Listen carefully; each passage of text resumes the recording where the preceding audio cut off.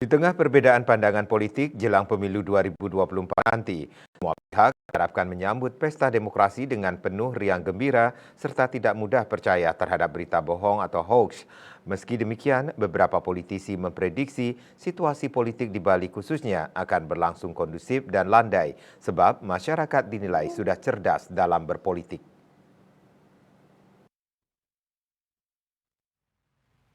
Sesuai jadwal yang telah ditetapkan KPU RI pada 14 Februari 2024, rakyat Indonesia akan kembali menggunakan hak pilihnya untuk memilih presiden dan wakil presiden, anggota DPR RI, DPRD provinsi dan kabupaten kota se-Indonesia.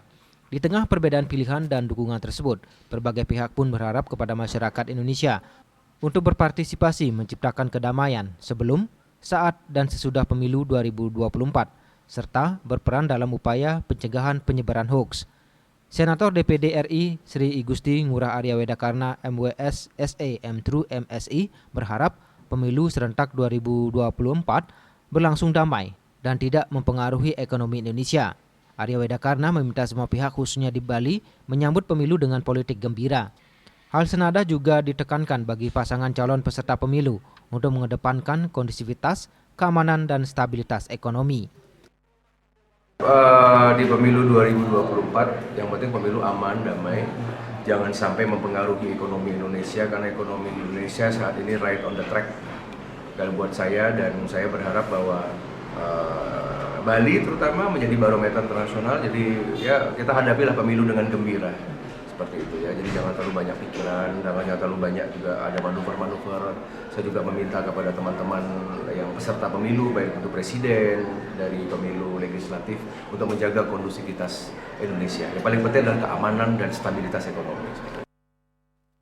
Sementara itu, Ketua DPC Gerindra Karangasem Iwayan Suyase ditemui beberapa waktu lalu berharap kepada semua pihak untuk menyambut pesta demokrasi dengan penuh riang gembira, serta tidak mudah untuk menerima informasi yang belum pasti kebenarannya terkait salah satu paslon. Suyase menambahkan perbedaan pendapat dan pilihan di pemilu 2024 nanti itu merupakan hal lumrah.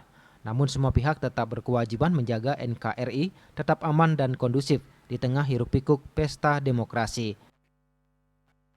Tidak usah tegang-tegang, ini ada adu gagasan, adu konsep, adu ide.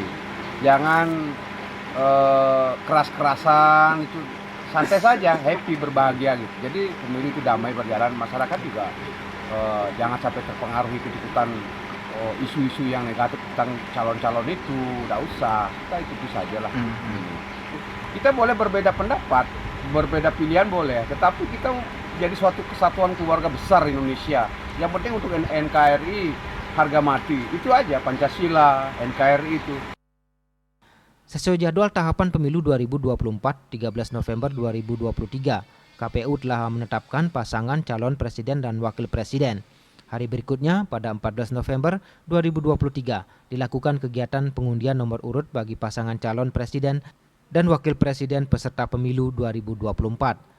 Dari 3 pasangan calon presiden tersebut yakni Anies Rashid Baswedan, Muhaimin Iskandar dengan nomor urut 1, Ganjar Pranowo, Mahfud MD nomor urut 3, serta Prabowo Subianto, Gibran Rakabuming Raka nomor urut 2.